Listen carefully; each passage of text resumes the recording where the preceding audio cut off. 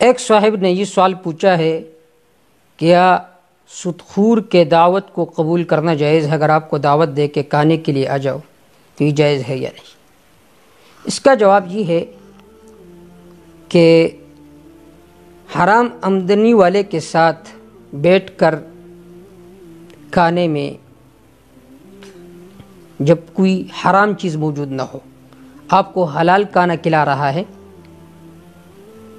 اور حرام پیسوں کا کھانا بھی نہ ہو اور مجلس بھی غیر شرعی نہ ہو، تو صرف اس کے ساتھ بیٹھ کر کھانے میں کوئی حرج نہیں ہے، بلکہ اگر اس کے ساتھ بیٹھ کر کھانے میں اور اس کے ساتھ تعلقات رکھنے کی صورت میں حلال کی ترغیب ہو اور حرام سے بچنے کی تلقین کے غرض سے ہو تو یہ صرف جائز نہیں بلکہ عینی مطلوب اور مقصود ہے۔ لیکن آپ اپنے احوال کو دیکھیں، اگر آپ ان کے ساتھ تعلق رکھیں گے تو اس وجہ سے وہ حرام سے بچ جائیں گے تو آپ اس کی دعوت کو قبول کر لیں۔ اگر آپ کے تعلقات نہ رکھنے کی وجہ سے وہ اس چیز کو چھوڑ جائیں گے تو پھر آپ ان کی دعوت کو قبول نہ کریں۔ یہ تو وہ صورت ہے کہ جب وہ آپ کو وہ حلال کھانا کھلائے، اس صورت میں تو دعوت قبول کرنا جائز ہے، اس میں یہ تفصیل ہے۔ اگر وہ آپ کو حرام کھانا کھلائے تو پھر اس کی چند صورتیں ہیں۔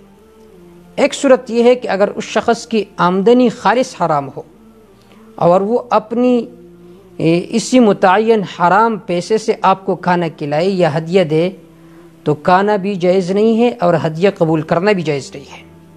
دوسری صورت یہ ہے اگر وہ کسی سے حلال پیسہ بطور قرض لے کر آپ کو کھانا کھلائے تو یہ آپ کے لیے کھانا جائز ہے۔